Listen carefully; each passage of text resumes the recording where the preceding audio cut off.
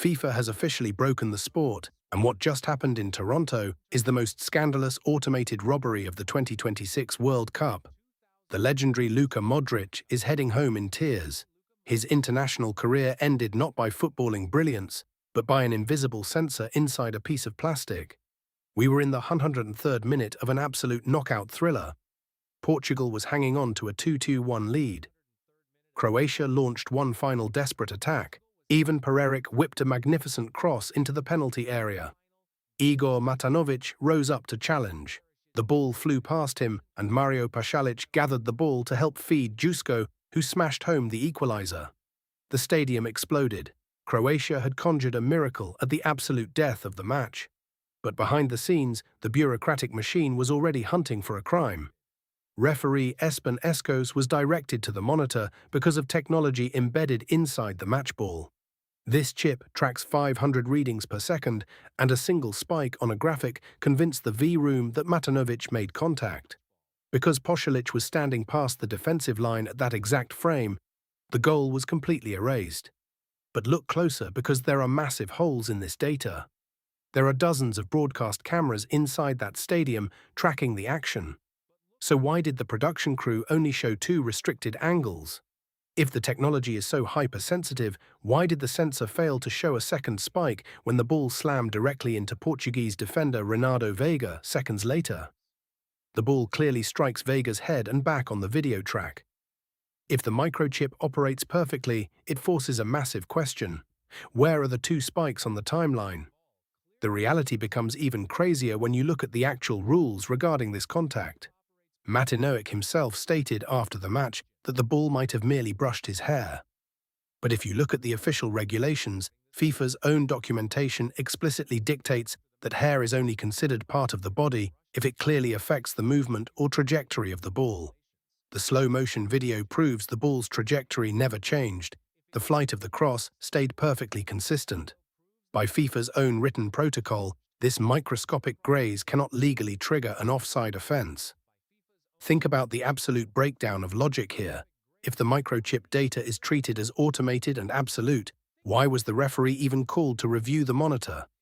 Was he sent over to confirm an invisible touch that cannot be verified by the human eye? The rulebook creates an absurd double standard.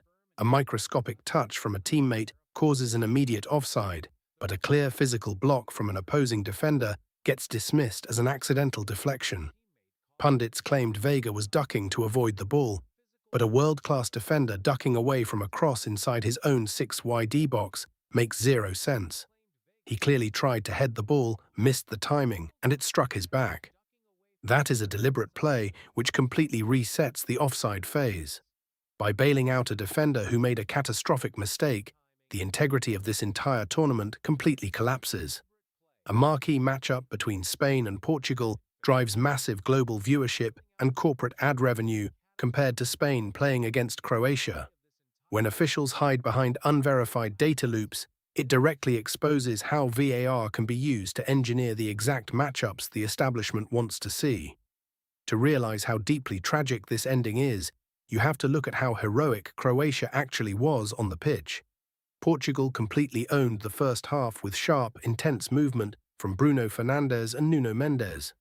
Croatia was drowning under the pace. But the second half was a completely different story, where Croatia didn't just match up, they took over the game. Ivan Perisic broke the deadlock with a brilliant piece of accidental genius. His opening touch was heavy, but that imperfect control actually steadied his frame, drew Du Costa out of position, and allowed him to slide the ball directly through the keeper's legs. It was pure organic footballing brilliance, but the establishment always finds a way to balance the scales for the Giants. Cristiano Ronaldo thought he equalized early with a sensational long distance volley, only to see it flagged for a tight offside. Minutes later, he got his goal anyway through an incredibly soft penalty decision. Think about the blatant inconsistency here. In an identical scenario during a previous match, a defender wrapped his arms completely around a player and the official waved it off. Here, the referee points straight to the spot. Ronaldo buries it down the middle. It proves that the margins always tilt toward the heavyweights when their backs are against the wall. Even with that gift, Portugal was on the absolute ropes. They were completely saved by a world-class performance from goalkeeper Dio Costa.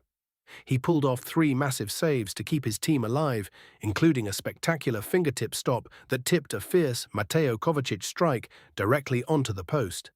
That immense defensive effort allowed manager Roberto Martinez to make the ultimate gamble. He did the unthinkable and subbed Cristiano Ronaldo off, moving Gonzalo Ramos up front alone. If Portugal goes out there, the global press hammers Martinez into oblivion. Instead, the gamble lands. Ramos rises completely unchallenged between Josko Guardiola and his centre-back partner to score a glancing header in stoppage time. That dramatic sequence set the stage for Croatia's final heroic push, only for the microchip to steal their destiny. The emotional fallout leaves a permanent bleeding scar on the entire tournament. Think about the psychological destruction of these athletes. A generation of legendary players pours their absolute blood and sweat into the grass for over 100 minutes, completely outplaying a global superpower in the second half. They earned their shootout. Instead, they get systematically executed by a cold, pixelated video loop inside a silent control room. Luka Modric is left weeping on the pitch because footballing merit was thrown directly into the garbage. But let's settle this right now down in the comments. Did the referee straight up rob Croatia to protect Portugal, or are you blindly trusting a computer chip over your own eyesight? Is Zlatan 100% right that video review is actively poisoning the raw passion of modern football? Drop your unfiltered thoughts below. Tell me if you believe small nations face an invisible double standard when the tournament stakes land this high. I am reading and replying to every single comment down there to keep this debate moving. If you are absolutely sick of these robotic pixel-hunting whistles stealing historic miracles, do not let this automated robbery stay hidden in the dark. Share this video with every single football fan you know. Send it straight to your group chats and blast it across social media to expose this absolute farce to the world. We need to make enough noise so the establishment realizes they cannot hide behind a computer chip. Hit that subscribe button right now, because this World Cup is completely spinning out of control. We are covering every single referee scandal, every rigged VAR review, and all the raw tournament drama the mainstream broadcasts refuse to talk about. Stand tall, protect the integrity of the beautiful game, and keep the passion alive. Stay safe out there, and I will see you in the next.